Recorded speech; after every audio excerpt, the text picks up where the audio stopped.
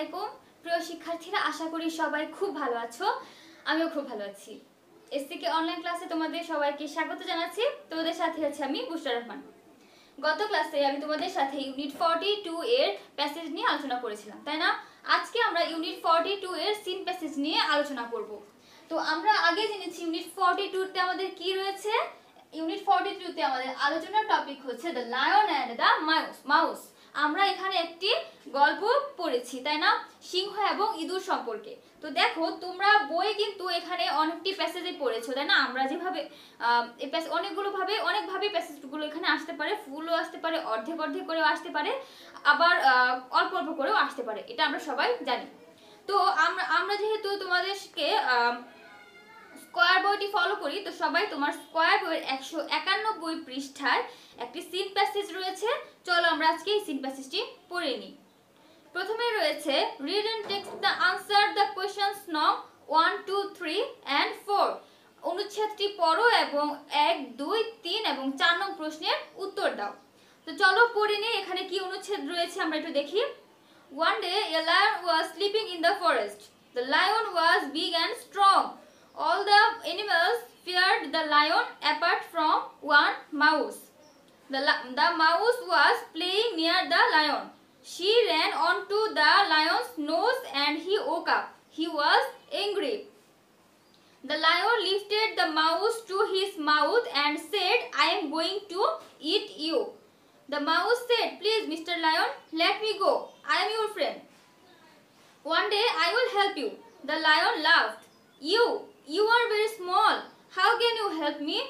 But he let the mouse go.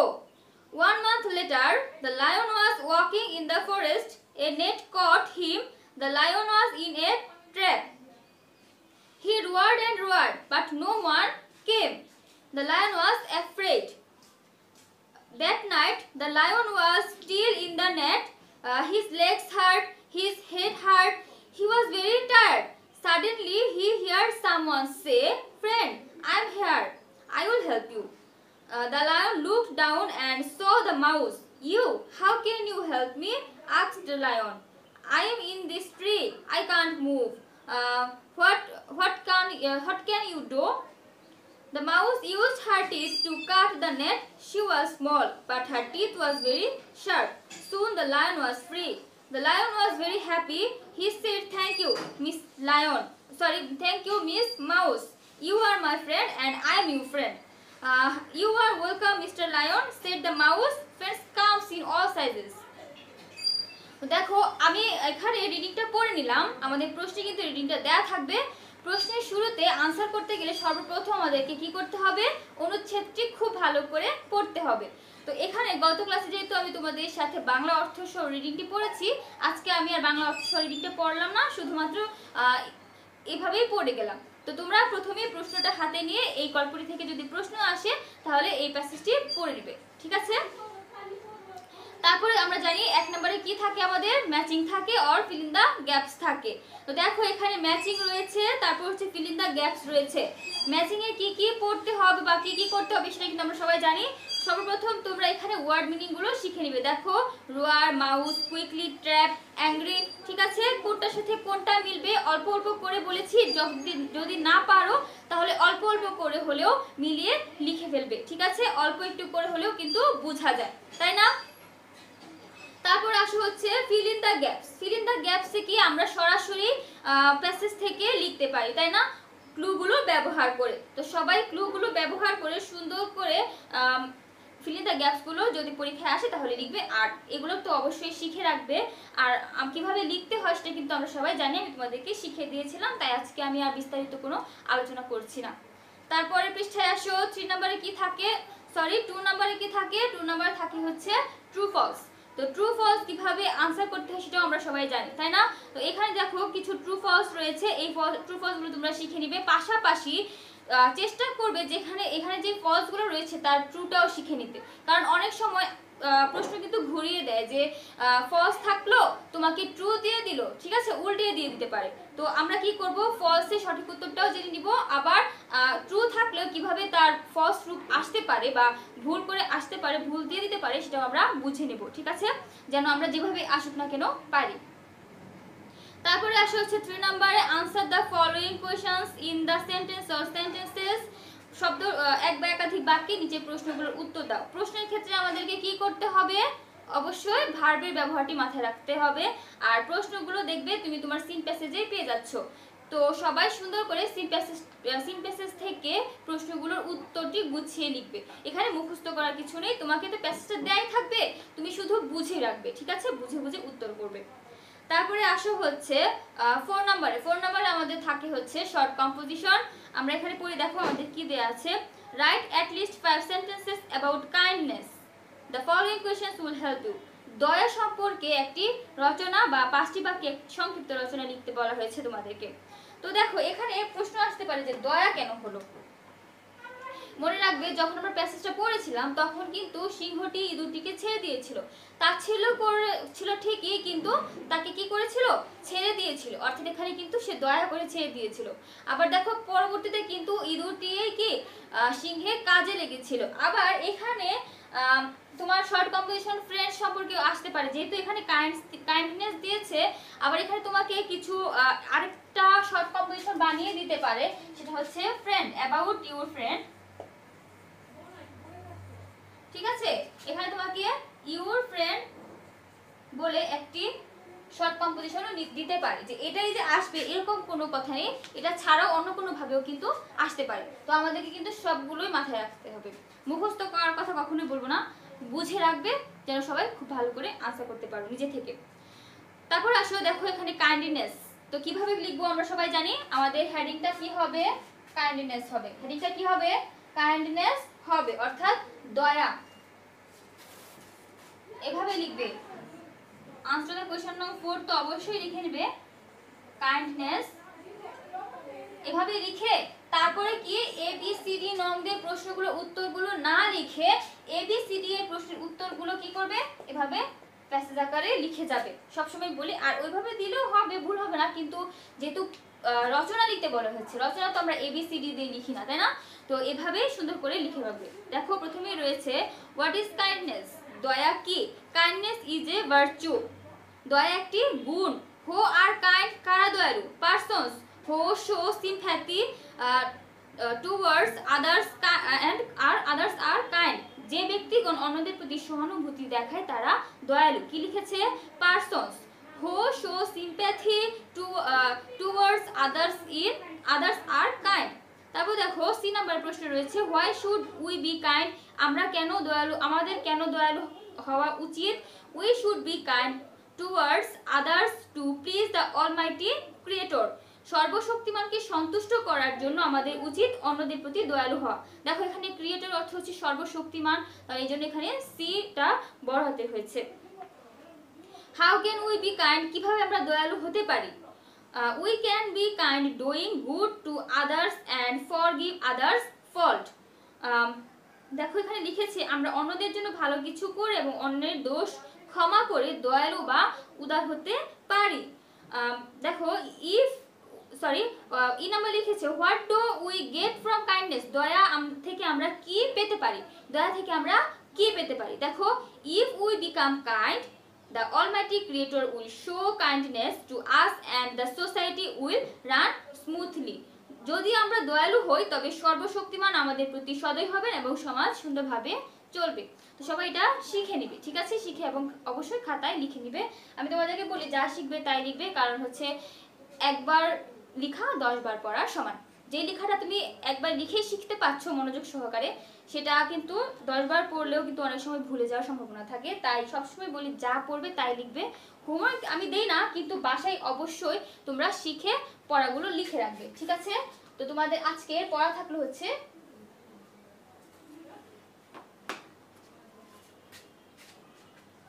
Unit 42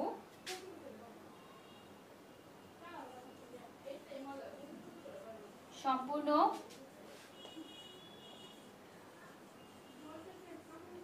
revision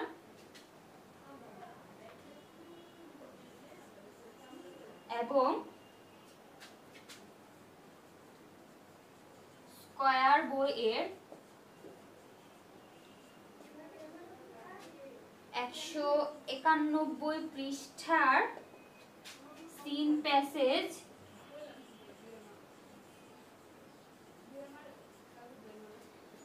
1 থেকে 4 নং শিখা এবং স্কয়ার বই 196 পৃষ্ঠার 1, 2, 3 নং SW। ঠিক আছে, দেখো 196 পৃষ্ঠায় 1, 2, 3 নং কিন্তু আমাদের কলাম রয়েছে, রিঅ্যারেঞ্জ রয়েছে এবং প্রশ্ন তৈরি করা আছে, ডাব্লিউএইচ কোশ্চেন রয়েছে, তাই না? এগুলো তোমরা সবাই পড়ে নিবে এবং শিখে নিবে। তো আজকে আমি তোমাদের সাথে ইউনিট 42 এর মাধ্যমে ইউনিট 42 পড়ে আমরা আমাদের বই শেষ করে নিলাম, তাই না? বার্ষিক পরীক্ষার যে দ্বিতীয় সেমিস্টার পড়ার পর যে বার্ষিক পরীক্ষার যে চ্যাপ্টারগুলো রয়েছিল, ইউনিটগুলো রয়েছিল, সেগুলো কিন্তু আমরা শেষ করে নিয়েছি। পরবর্তীতে আমরা ইংলিশের রিভিশনে চলে যাব, ঠিক আছে? আর পাশাপাশি গ্রামারগুলো পড়ব, ঠিক আছে? তো সবাই খুব ভালো থাকো, সুস্থ থাকো। আজ এই পর্যন্তই, আল্লাহ হাফেজ। আসসালামু আলাইকুম, আমন্ত্রণ জানাচ্ছি শাইন কম্পিউটার কিন্ডারগার্টেনের পক্ষ থেকে অনলাইন ক্লাসে। আমি আরাফাতুল ইসলাম। প্রিয় শিক্ষার্থীরা, তোমরা কেমন আছো? আশা করি সবাই অনেক ভালো আছো। আলহামদুলিল্লাহ, আমিও বেশ ভালো আছি। গত ক্লাসে আমরা সৃজনশীল প্রশ্নের পরে আজকে আমি তোমাদের জন্য আরেকটি প্রশ্ন নিয়ে আসছি। সেখানে আছে তোমাদের এক কথায় প্রকাশ এবং ক্রিয়াপদের রূপ পরিবর্তন এবং ক্রিয়াপদের কাল পরিবর্তন। প্রিয় শিক্ষার্থীরা, গত ক্লাসের সব পড়া আশা করি তোমরা কমপ্লিট করে রেখেছো। আজকেও অনেক সুন্দর এবং সহজ কিছু প্রশ্ন এবং সহজ এগুলো আমি তোমাদের জন্য নিয়ে আসছি। তো তোমরা বই খাতা কলম বের করে এখন এটা করতে থাকো, ঠিক আছে? তো প্রিয় শিক্ষার্থীরা, চলো আমরা দেখি তোমাদের জন্য কি কি প্রশ্ন রয়েছে। প্রথমে আছে এক কথায় প্রকাশ, মানে বাক্য সংকুচন। তোমরা এখানে থাকবে, সেখান থেকে একটা কথায় প্রকাশ করবা, ঠিক আছে? দেখো এখানে আছে বহুকাল পূর্বে এমন। বহুকাল পূর্বে এমন, তার একটা ছোট্ট একটা বাক্য আছে যেটা দিয়ে আমরা প্রকাশ করি, ঠিক আছে? তারপরে রয়েছে কোনো কিছুর প্রধান জায়গা। কোনো কিছুর প্রধান জায়গা সেটা আমরা কিন্তু প্রায় সময় বলে ফেলি, ঠিক আছে? তারপরে রয়েছে এটা করবা। তারপরে বৌদ্ধদের মধ্যে যারা সংসার ত্যাগী সন্ন্যাসী, এটা কিন্তু আমরা বইয়ের প্রথম পেরার পরেই রয়েছে যে বৌদ্ধদের মধ্যে যারা সংসার ত্যাগী সন্ন্যাসী তারা সেখানে ধর্ম চর্চা করেন, ঠিক আছে? তারপরে দেখো সহজে যা লাভ করা যায় না, সহজে যা অর্জন করা অসম্ভব, একটু অনেক পরিশ্রম করে যেটা লাভ করা যায় তাকে বলে কি? ধ্যাস। তারপরে রয়েছে যেখানে অতীত ও বর্তমানের বিখ্যাত জিনিস সংরক্ষিত থাকে সেটাকে কি বলে? সেটাকে বলে না মানুষ যে এত পুরনো জিনিস, সেটা তো অমুক জায়গায় থাকার দরকার, বলে না? তো সেটা হচ্ছে সেই জিনিস। আশা করি তোমরা এটা অনেক সুন্দর করে পড়েছো। আর প্রত্যেকটা আমাদের গল্পের মধ্যে প্রত্যেকটা কথার উত্তর রয়েছে। কোনো জিনিসের কোনো কিছুর প্রধান জায়গা, এটার উত্তর আছে। বৌদ্ধদের মধ্যে যারা সংসার ত্যাগী, এটার উত্তর আছে। সহজে যা লাভ করা যায় না, সেটার উত্তরও তোমাদের বইয়ে আছে, ঠিক আছে? বইয়ে না, শুধু বই বললে হবে এই গল্পের মধ্যে আছে, ঠিক আছে? তো আমি কি বলে দেব না তোমরা নিজেরা করবা? তো তোমরা নিজেরা করলেই অনেক সুন্দর হয়। তারপরে দেখো ক্রিয়াপদের রূপ পরিবর্তন করো। এখানে দেওয়া আছে সাধু ভাষায়, মানে সাধু রূপে দেওয়া আছে, তোমরা সেটাকে চলিত রূপ করবা। যেমন ধরো, সেখানে তাহারা ধর্মচর্চা করিতেন, প্রাচীন এ বিহার এক সময় খালি পড়িয়া থাকে, ধুলা বালি ও মাটি ইহার চারদিকে জমিতে থাকে। তো এখানে আছে তোমার সাধু রূপ, সেটাকে তোমরা শুধু চলিত রূপ করে এই প্যারাটা তুলে রাখবা, ঠিক আছে? তারপরে দেখো 3 নং এ যা রয়েছে সেটা হচ্ছে ক্রিয়াপদের কাল পরিবর্তন করবা। প্রথমে যে ক্রিয়াপদটা রয়েছে সেটা হচ্ছে আমরা বিহারটি ঘুরে দেখলাম। এটাকে তোমরা অতীত করবা। এটাতে কি করবা? অতীত করবা। তো অতীত করতে গেলে কি করতে হবে? এটা নিজের ইমাজিন করবা যে একটা কথাকে যদি আমরা অতীত করি তখন কি করতে হবে। রাস্তায় বাসটি থেমেছিল, এটা কি করবা? ভবিষ্যৎ, যে রাস্তায় বাসটি ড্যাশ। তারপরে তখন সবাই চুপ করে বসেছিল। তখন সবাই চুপ করে বসেছিল, এটাকে তোমরা কি করবা, বর্তমান করবা। তো তিনটা কালের আমি তিনটা এক্সাম্পল দিয়েছি, তিনটা প্রশ্ন দিয়েছি, তোমরা তিনটা প্রশ্ন কমপ্লিট করবা। এখানে রয়েছে ক্রিয়াপদের রূপ পরিবর্তন, এটাও তোমরা কমপ্লিট করবা। আর এক কথায় মানে বাক্য সংকোচন রয়েছে পাঁচটা তোমরা সুন্দর করে করবা। তো প্রিয় শিক্ষার্থীরা, আজকে এ পর্যন্ত সবগুলা পড়া তোমরা আশা করি কমপ্লিট করে রাখবা। ভালো থাকবা, সুস্থ থাকবা, নিরাপদ থাকবা। আল্লাহ হাফেজ। আসসালামু আলাইকুম প্রিয় শিক্ষার্থীরা, আশা করি সবাই খুব ভালো আছো। এসসিকে অনলাইন ক্লাসে তোমাদের সবাইকে স্বাগত জানাচ্ছি। তোমাদের সাথে আছি আমি বুশরা রহমান। আজকে আমি তোমাদের সাথে প্রাথমিক বিজ্ঞান ক্লাস দিব। সবাই তোমার প্রাথমিক বিজ্ঞান বইটি বের করো এবং আজকে আমি তোমাদের সাথে অধ্যায় 7 নিয়ে আলোচনা করব। ঠিক আছে, সবাই দেখো অধ্যায় 7-এ রয়েছে প্রাকৃতিক সম্পদ। অধ্যায় 7-এ আমাদের কি রয়েছে, প্রাকৃতিক সম্পদ। আর প্রাকৃতিক সম্পদ কি তোমরা সবাই জানো? প্রাকৃতিক সম্পদ হচ্ছে আমরা প্রকৃতি থেকে যে জিনিসগুলো পেয়ে থাকি বা যে সম্পদগুলো পেয়ে থাকি সেগুলো হচ্ছে প্রাকৃতিক সম্পদ। যেমন ধরো হচ্ছে ঘর বাড়ি, আমরা যে ঘর বাড়িতে থাকি সেটা কি প্রাকৃতিক সম্পদ? সেটা কিন্তু আমরা মানুষেরা নিজেরা তৈরি করি, তাই না? তাহলে এটা প্রাকৃতিক সম্পদ না। কিন্তু গাছপালা, বাতাস, তারপর হচ্ছে নদী নালা, খাল বিল ইত্যাদি, এগুলো কি আমরা তৈরি করতে পারি না। তাহলে এটা হচ্ছে প্রকৃতি থেকে আমরা পাই, আর এজন্য এটা কি প্রাকৃতিক সম্পদ। তোমরা সবাই বইটি বের করবে, তোমার বইয়ে 48 পৃষ্ঠায় রয়েছে প্রাকৃতিক সম্পদ। সবাই এই বইয়ের 48 পৃষ্ঠা বের করো। আজকে আমরা এই 48 পৃষ্ঠা থেকে পড়বো এবং এখান থেকে তোমরা অবশ্যই প্রশ্ন তৈরি করবে। আর আমি যে লাইনগুলো আন্ডারলাইন করতে বলবো তোমরা কিন্তু মনোযোগ সহকারে এই লাইনগুলো আন্ডারলাইন করবে, ঠিক আছে? চলো প্রথমে পড়ি। প্রাকৃতিক সম্পদ, আমাদের প্রয়োজনে আমরা নানা জিনিস ব্যবহার করি। এসব জিনিসের কিছু সরাসরি প্রকৃতি থেকে পাই, আবার প্রকৃতি থেকে পাওয়া জিনিস থেকে আমরা নানা বস্তু তৈরি করি। প্রকৃতি থেকে পাওয়া জিনিস থেকে আমরা নানা বস্তু তৈরি করি। যেমন ধরো হচ্ছে ঘর বাড়ি তৈরি করলাম। এখন আমরা আশেপাশে দেখতে পাচ্ছি যে অনেক বড় বড় দালান কোঠা তৈরি হচ্ছে, তাই না? তো এগুলো কোথা থেকে হয়? ইট দিয়ে আমরা তৈরি করি না? তাহলে ইটটা কোথা থেকে আসে? ইটটা মাটি দিয়ে আমরা তৈরি করে নিই, তাই না? ইট কারখানায় দেখবে মাটি দিয়ে কিন্তু ইটটা তৈরি করে। তাহলে দেখো এখান থেকে কিন্তু আমরা প্রকৃতি থেকে পাচ্ছি। আবার ধরো যে তুমি পড়াশোনা করছো, যে তোমার টেবিলটা রয়েছে, তুমি যে টেবিলে বসে পড়ছো বা তোমার যে চেয়ারটি ইউজ করছো সেটা কিন্তু কি কাঠ থেকে আমরা তৈরি করেছি। তো চেয়ারটা কিন্তু কি প্রকৃতি থেকে সরাসরি আমরা পাইনি, কিন্তু প্রকৃতির মাধ্যমে পেয়েছি, অর্থাৎ গাছের কাঠ ব্যবহার করে আমরা চেয়ার এবং টেবিল তৈরি করেছি। তো এখান থেকে এরকম আরো অনেক উদাহরণ রয়েছে। তো এখান থেকে আমরা পাই কি, আবার প্রকৃতি থেকে পাওয়া জিনিস থেকে আমরা নানা বস্তু তৈরি করি। এভাবে প্রকৃতিতে যা পাওয়া যা কিছু আমাদের কাজে লাগে তাই প্রাকৃতিক সম্পদ। প্রকৃতিতে পাওয়া যা কিছু আমাদের কাজে লাগে তাই আমাদের প্রাকৃতিক সম্পদ। এই লাইনটি আন্ডারলাইন করবে। দেখো এখানে রয়েছে বিভিন্ন ধরনের প্রাকৃতিক সম্পদ। আমরা কি ধরনের প্রাকৃতিক সম্পদ ব্যবহার করি এখানে ছকের মাধ্যমে তোমাকে লিখতে বলা হয়েছে। তারপরে দেখো উপরের কাজটি থেকে দেখতে পেলাম যে আমাদের প্রয়োজনীয় সবকিছু প্রাকৃতিক সম্পদ থেকে আসে। বেশিরভাগ কিন্তু কিছু জিনিসই কিছু কি প্রাকৃতিক সম্পদ থেকে আমরা পাই। আমরা বিভিন্ন কাজে বিভিন্ন ধরনের প্রাকৃতিক সম্পদ ব্যবহার করি। দেখো বিভিন্ন ধরনের প্রাকৃতিক সম্পদ, এখানে কিছু নাম রয়েছে: পানি সম্পদ, বনজ সম্পদ, ভূমি সম্পদ, খনিজ সম্পদ ইত্যাদি। তো দেখো এখানে তোমার একটি ছোট প্রশ্ন আমরা পাই যে কয়েকটি প্রাকৃতিক সম্পদের নাম লিখো। তো কয়েকটি প্রাকৃতিক সম্পদের নাম লিখতে বললে তুমি সংক্ষিপ্ত প্রশ্ন এভাবে আসলে তুমি লিখবে হচ্ছে কয়েকটি প্রাকৃতিক সম্পদের নাম হলো পানি সম্পদ, বনজ সম্পদ, ভূমি সম্পদ, খনিজ সম্পদ ইত্যাদি। দেখো পানি সম্পদ, পানি একটি গুরুত্বপূর্ণ প্রাকৃতিক সম্পদ। আমরা বৃষ্টিপাত, পুকুর, নদী, সাগর ইত্যাদি থেকে পানি পেয়ে থাকি। বিভিন্ন কাজে পানি ব্যবহার করা হয়, যেমন পান করা, ধোয়া মোছা, রান্না করা, ফসল ফলানো ইত্যাদি। নদী, পুকুর ও বিল ইত্যাদি থেকে মাছ পাওয়া যায়। আবার পানির স্রোত থেকে বিদ্যুৎ উৎপাদন করা হয়। তাহলে বিদ্যুৎ উৎপাদন, এই যে আমরা কারেন্ট পাচ্ছি, এগুলো কোথা থেকে পাই? আমরা পানির স্রোত থেকে। এই লাইনটা আন্ডারলাইন করো, পানির স্রোত থেকে বিদ্যুৎ উৎপাদন করা হয়। পানির স্রোত থেকে বিদ্যুৎ উৎপাদন করা হয়, এই লাইনটি সবাই আন্ডারলাইন করবে। তারপরে পৃষ্ঠায় আসো বনজ সম্পদ। বনজ সম্পদ হচ্ছে বনের যে সম্পদগুলো রয়েছে, যেমন ধরো গাছপালা ইত্যাদি। দেখো দৈনন্দিন জীবনে ব্যবহৃত কাঠের প্রধান উৎস বনের গাছপালা। দৈনন্দিন জীবনে ব্যবহৃত কাঠের প্রধান উৎস কি? বনের গাছপালা, এই লাইনটা আন্ডারলাইন করবে। দৈনন্দিন জীবনে ব্যবহৃত কাঠের প্রধান উৎস বনের গাছপালা।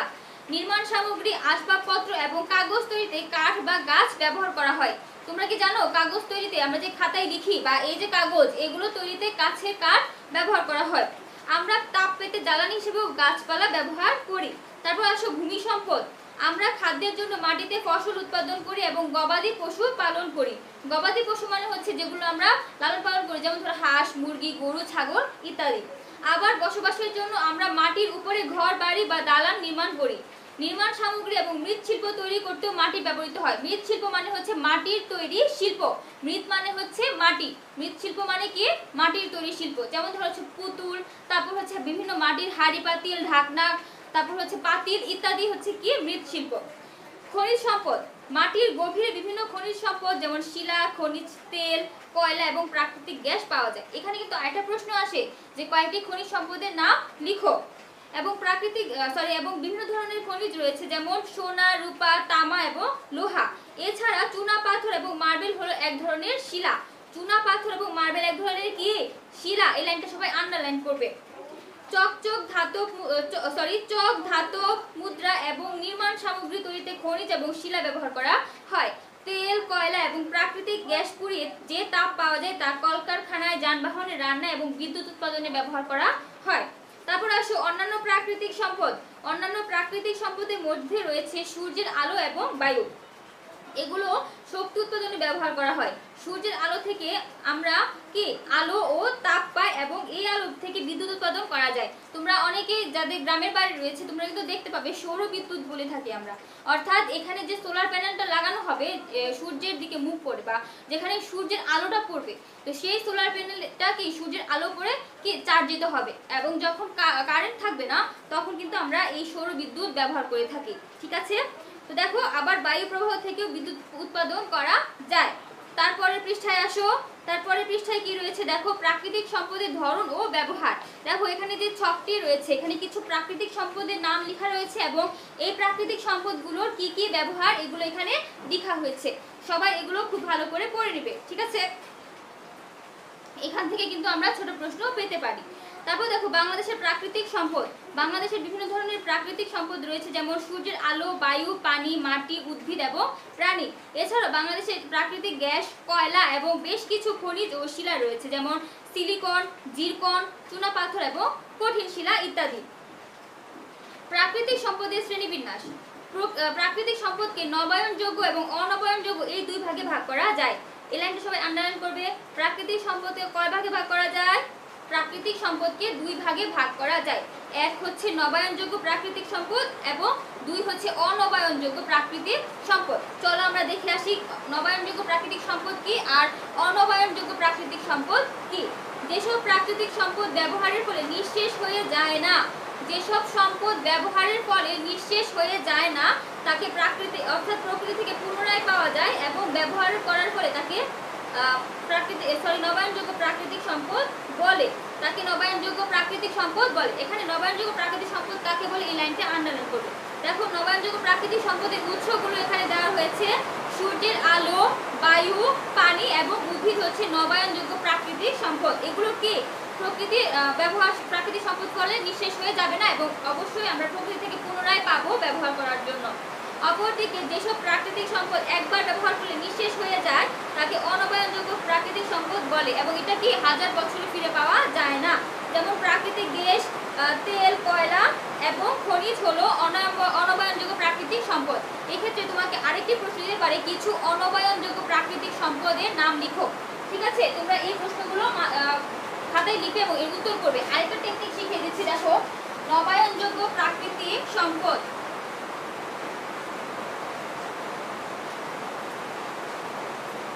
আরটা হচ্ছে অনবায়নযোগ্য প্রাকৃতিক সম্পদ। খেয়াল করো এটার আগে কিন্তু অ নেই, তার আগে হচ্ছে অ রয়েছে, তাই না? এই অ কথাটার মানে হচ্ছে নেই অর্থে বোঝাবে বা না বোধক অর্থে বোঝাবে। কি বোঝাবে? এই অটার মানে অর্থে কি বোঝাবে? নেই বোঝাবে বা না বোধক অর্থে বোঝাবে। ঠিক আছে, তাহলে আমরা কি জানি যে এটার উল্টাটা হচ্ছে এটা হবে যে সম্পদ ব্যবহারের ফলে প্রকৃতি থেকে নিঃশেষ হয়ে যায় না এবং প্রকৃতি থেকে পুনরায় আমরা ব্যবহারের জন্য পাই সেটা হচ্ছে নবায়নযোগ্য প্রাকৃতিক সম্পদ। আবার যেগুলো আমরা হারিয়ে ফেলি অর্থাৎ শেষ হয়ে যায়, নির্দিষ্ট সময় নির্দিষ্ট রয়েছে, কিন্তু একটা সময় পরে কি হয়ে যাবে, শেষ হয়ে যাবে, কিন্তু প্রকৃতি থেকে পরবর্তীতে খুঁজে পাবো না, সেটা হচ্ছে কি অনবায়নযোগ্য প্রাকৃতিক সম্পদ। দেখো এখানে কিছু উদাহরণ রয়েছে, প্রাকৃতিক গ্যাস, তেল, কয়লা ইত্যাদি এবং খনিজ। এগুলো কিন্তু কি সীমিত পরিমাণে রয়েছে আমাদের পৃথিবীতে। এগুলো শেষ হয়ে গেলে কি এগুলো আমরা আর কখনো খুঁজে পাবো না বা ব্যবহার করার উপযোগী করতে পারবো না। কিন্তু সূর্যের আলো, বায়ু, পানি এগুলো শেষ হয়ে গেলে কি পুনরায় আমরা ফিরে পাবো, তাই না? তো এটা হচ্ছে কি নবায়নযোগ্য প্রাকৃতিক সম্পদ কোনগুলো, আলো, সূর্যের আলো, বায়ু, পানি ইত্যাদি, উদ্ভিদ ইত্যাদি। আর অনবায়নযোগ্য হচ্ছে কি যেগুলো আমরা খুঁজে পাবো না, প্রাকৃতিক গ্যাস, তেল ইত্যাদি। বুঝতে পেরেছো? তাহলে এই যতটুকু আমি আজকে পড়লাম, অর্থাৎ 50 পৃষ্ঠা পর্যন্ত, 48 পৃষ্ঠা থেকে 50 পৃষ্ঠা পর্যন্ত আমি যেই পড়াগুলো তোমাদেরকে বললাম, এবং এখানে নিশ্চয়ই তোমরা যে কথাগুলো বলেছি এগুলো তোমরা আন্ডারলাইন করেছো, এগুলো তোমরা সবাই মুখস্থ করে রাখবে এবং এখান থেকে ছোট প্রশ্ন তৈরি করবে যতগুলোই হয়, ঠিক আছে? তাহলে তোমাদের আজকের পড়া থাকলো হচ্ছে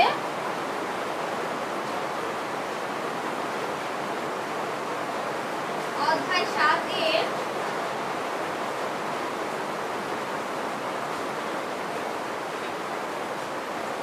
48 থেকে 50 পৃষ্ঠার রিডিং, শিখা এবং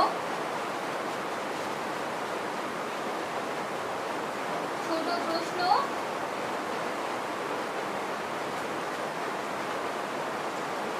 তৈরি করা, ঠিক আছে? সবাই আমি যতটুকু পড়েছি সবাই খুব ভালো করে আবারও মনোযোগ সহকারে পড়বে, এবং যদি কোনো প্রশ্ন থেকে থাকে এই প্রশ্নগুলো সবাই খাতায় লিখে রাখবে, এবং পরবর্তীতে যখন খাতা জমা দিতে আসবে তখন কিন্তু এগুলো আমাকে দেখাবে যে এই জায়গাটা বুঝতে পারোনি, ঠিক আছে? আমি নিশ্চয়ই বুঝিয়ে দেবো, কিংবা আর কোনো অন্য কোনো টিচার থাকলেও তারা বুঝিয়ে দেবে। আর এখান থেকে যে 48 থেকে 50 পৃষ্ঠা পর্যন্ত রিডিংটা তোমরা পড়েছো না, এগুলো থেকে প্রশ্ন তৈরি করবে এবং নিজে থেকেও কিছু প্রশ্ন তৈরি করে সুন্দর করে খাতায় লিখবে, জয়টাই হয়, ঠিক আছে? সবাই নিশ্চয়ই ডায়েরিতে পড়া লিখে নিয়েছো এবং আমার কথা বুঝতে পেরেছো। তো আজ এই পর্যন্তই, সবাই খুব ভালো থাকো, সুস্থ থাকো, আল্লাহ হাফেজ।